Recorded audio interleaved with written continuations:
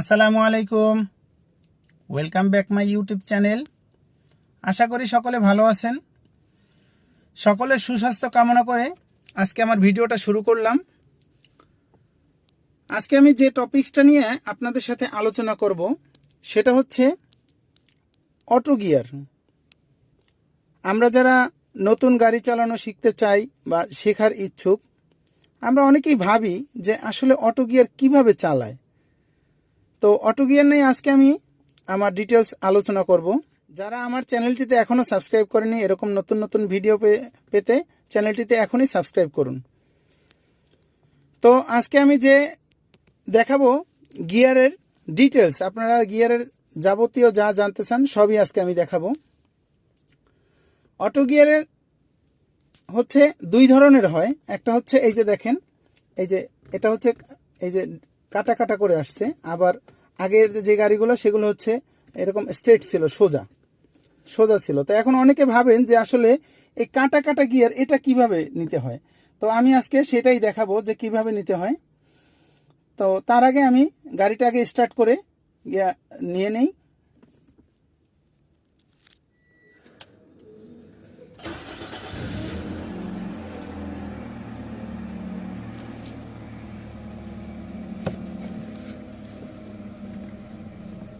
তো আমার গাড়ি স্টার্ট দেওয়া হয়ে গেল।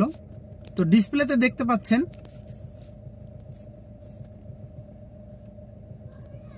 আমার গাড়ি পার্কিংয়ে দেওয়া আছে। এখন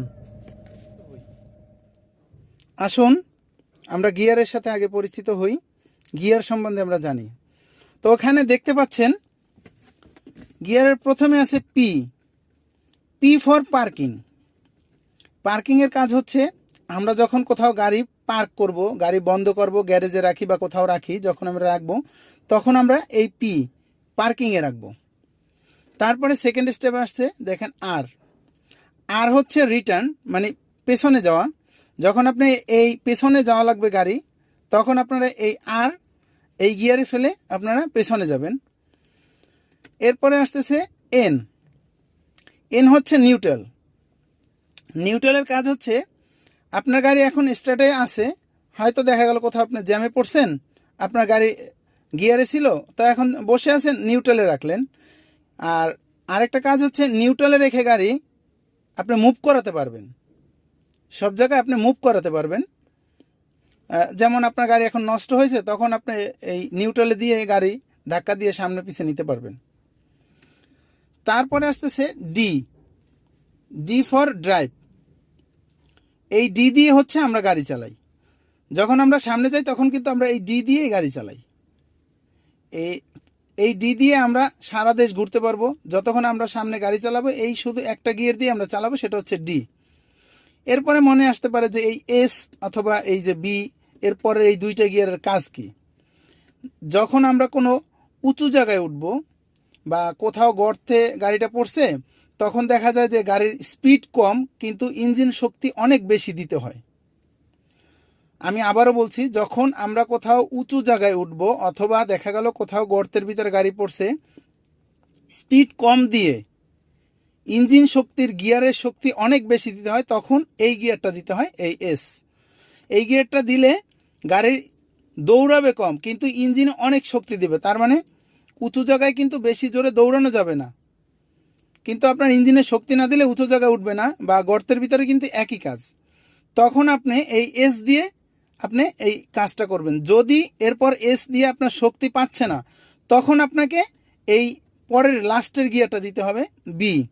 অথবা আগের গাড়িতে কিন্তু থাকে L2, আর নতুন মডেলের গাড়িতে থাকবে সব হচ্ছে এস, বি। তো গিয়ার তো বুঝলেনই, P for parking, R for return, N for neutral, আর ডি ফর হচ্ছে ড্রাইভ।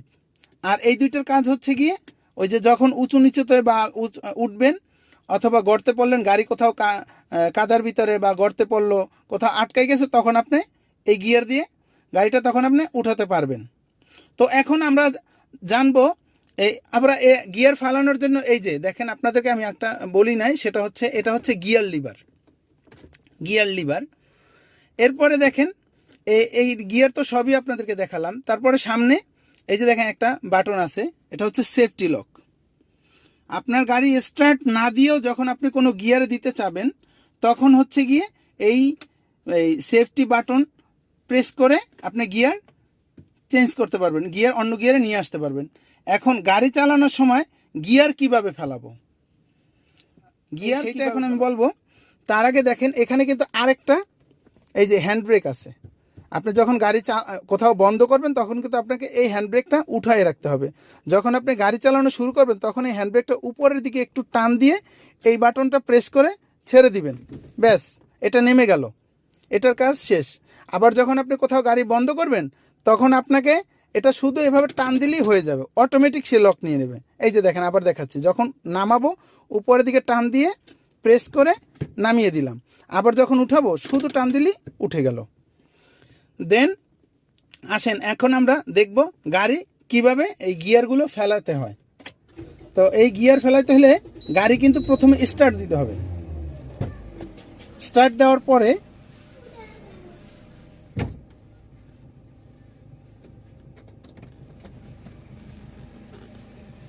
গিয়ার ফেলানোর জন্য আপনাকে প্রথমে এই যে ব্রেক দেখতে পাচ্ছেন আপনারা, এই যে এখানে একটা ব্রেক আছে, এই ব্রেক প্রেস করে ফুল ব্রেক প্রেস করে তারপরে আপনাকে এই গিয়ারে এভাবে আনতে হবে।